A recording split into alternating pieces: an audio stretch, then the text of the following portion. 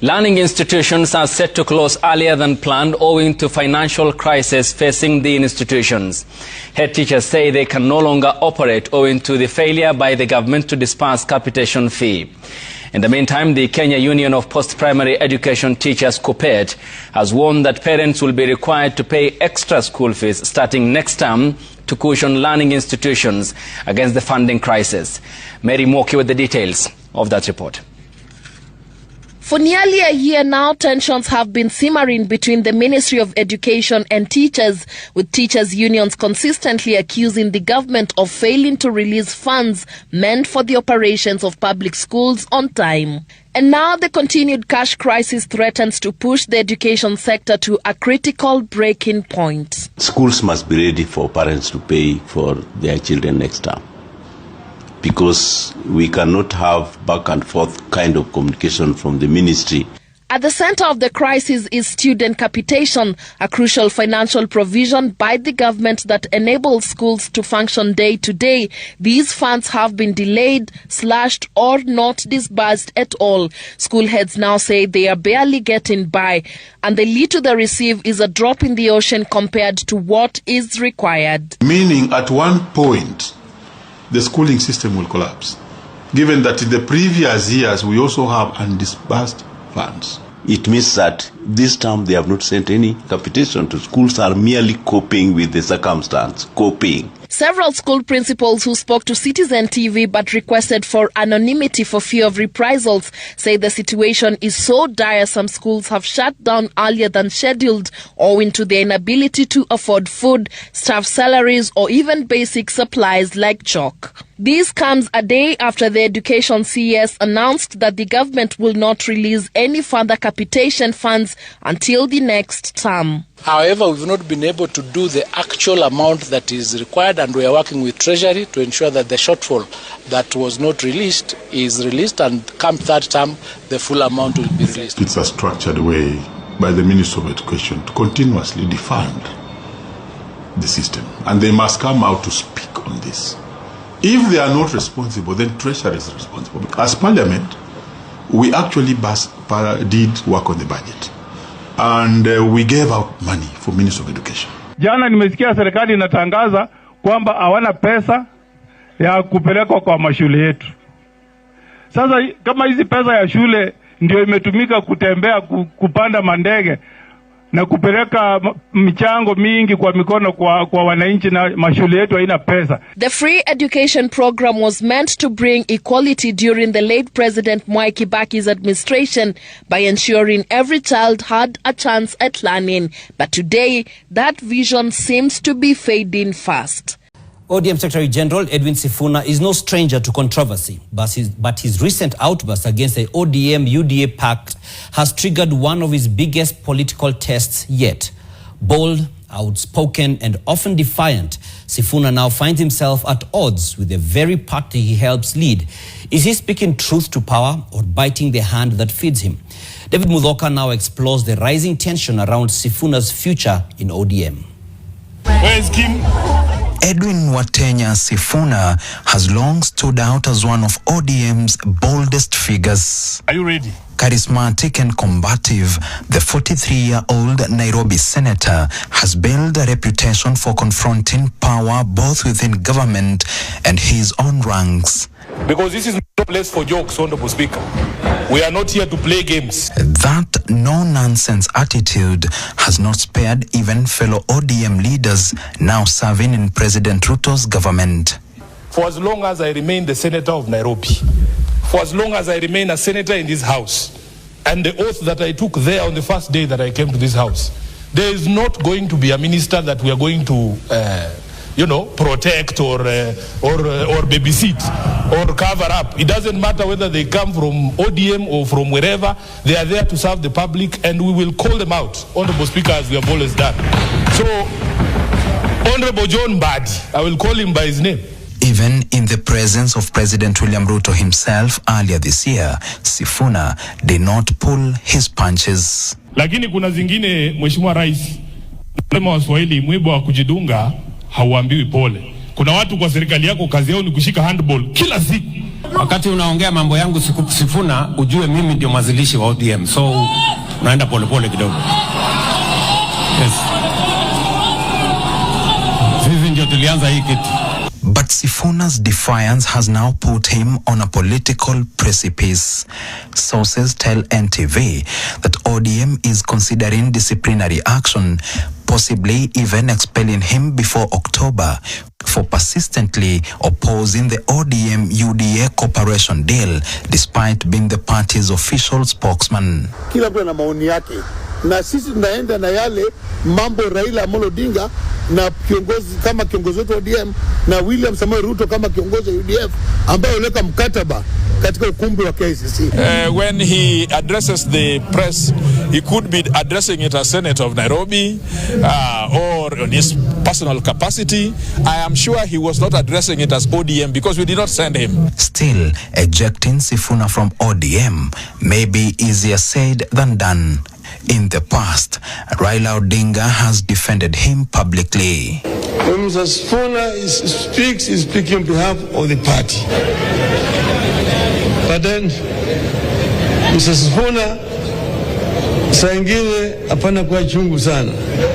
And just this past Sunday, Raila doubled down, affirming his personal investment in Sifuna's political journey. I've nurtured so many people, even in my party.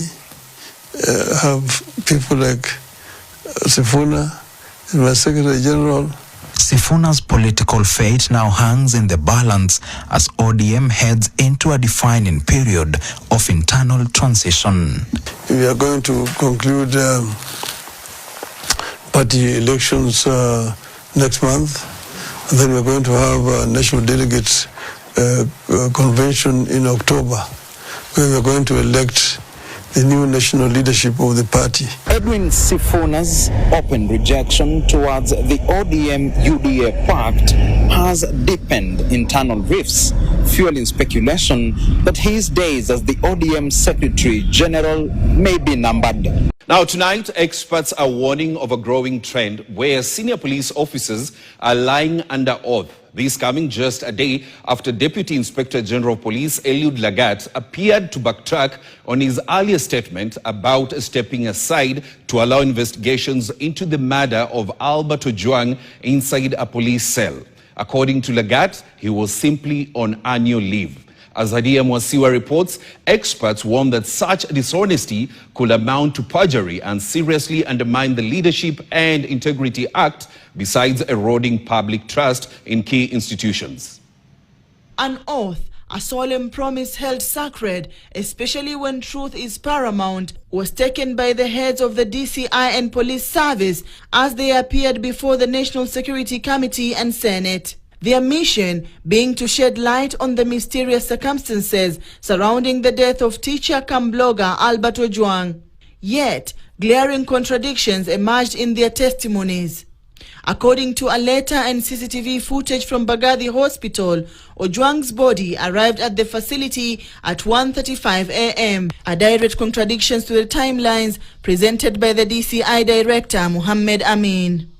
Further confusion arose on whether Albert Ojwang was alive or already deceased by the time he left Central Police Station. This placed Inspector General Douglas Kanja in a difficult position, ultimately issuing a public apology on behalf of the police service. It is not true. He did not hit his head against the wall, but that is the report that we had from the word go. I tell my apology on behalf of the National Police Service. Just a day after returning to work, Deputy Inspector General Eliud Lagat, who had already been missing from duty for 18 days, backtracked on his earlier public statement in which he claimed to be stepping aside to allow for investigations. Instead, he now insists he was merely on annual leave. Security expert Dr. Enoch Makanga says such conduct is not only unprofessional but also deeply damaging to public trust in key institutions. By the time people are going into they are releasing a press statement or they are issuing a press statement, there should be no question marks where the public can ask, it is correct, it is correct. Makanga says a broken system can hinder law enforcement institutions to perform their duties seamlessly. Police work or policing is based on information gathering. Police work is based on intelligence. Police work is based on information from the public. And now, if there's no trust, the bottom line is police will not be able to get the information they normally get. So even right now, if someone has done the act of perjury, you are allowed to move. You can move the court. You can also make the application, and they can actually be tried in court. Legally, what consequences, if any, could follow such contradictory statements, especially if found to be false under oath? It still remains to be perjury, and we have seen evidences and some who have gone there and said that they were not well informed. But now you see, it behooves you as a leader and institution to actually make sure that you do due diligence on any information or intelligence that you receive. In an environment where accountability seems to be optional and ethical standards routinely bent, Kenyans demand responsibility to institutions expected to protect and serve. Now, cracks, tremors, and murmurs of dissent continue to rattle the foundations of the political truce between President William Ruto and ODM leader Raila Odinga in what looks like a deal to defuse political tension is now igniting a firestorm within ODM, where loyalty to party ideal is colliding with the realities of power sharing. As Jeff Kirui reports, the Orange Party is grappling with a full-blown identity crisis. The party chair. When the Ruto-Raila deal was sealed, it promised political stability, but instead it has tired confusion in the orange ranks. ODM, once a bastion of opposition, now struggles to define its place in a political landscape it helped shape. And I want to apologize to members of ODM today for all the confusion we as a leadership have caused, because it is very difficult now to discern the position of ODM on major issues. Right now, you cannot just shout the way we used to shout ODM in a rally. It's not possible because of the utterances made by top leaders, those who are in the government and those who are benefiting out of the government. And there are a few. Really, I want them to realize that it was not about making 3 or 5 people billionaires. The journey of ODM was about changing the country. The question of whether ODM should throw its weight behind President Ruto in the 2027 race has split the party down the middle, igniting rebellion from party stalwarts to rising stars. From Raila's long-time political bosom buddies to the current generation, many have expressed reservations about the cooperation deal between ODM and President William Ruto's UDA party. Ruto is taking us into a sinking ship. And I'm urging everybody that joining Ruto is a disaster, is an abomination. It cannot work. Baba has possibly the best grassroots network in this country. They're saying this relationship is hurting our political party. The earlier ODM leave Ruto government, the earlier it rescues itself. In fact, beyond this year, if ODM does not leave Ruto government by January, then it should as well forget about the support it has received across the country. Political analysts warn that Raila's overtures to Ruto could erode ODM's grassroots support, dim its reformist flame, and leave its base disillusioned ahead of the 2027 polls. These dissenting voices, youthful, popular politicians, questioning that cooperation or engagement Raila has with Ruto, that could affect the turnout. It could affect the number of people who vote for Ruto from Luo Nyanza. Proponents of the cooperation deal, however, are sticking it out for Raila Odinga, who has made it clear that he will back President William Ruto until 2027. Lakini yale alisainiwa pale KICC ndio sisi tumeshikilia mpaka wa leo. Na tunaunga broad-based mkono 100%. Hapa tuondoki. As it stands now, leaders within the rank and file of ODM party critical of Ruto-Raila's political union are reportedly contemplating a contingency plan amid talk of plans to jump ship and coalesce as an alternative voice. Hi Kenyans, mi sina maneno mingi. All I want to say is Ruto must go, like yesterday. Bye. Enyewe, Ruto must go. Enyewe, Ruto must go. By the way, Ruto must go. Enyewe, Ruto must go. Wash fire, Ruto must go. Enyewe, Ruto must go. By the way, Ruto must go.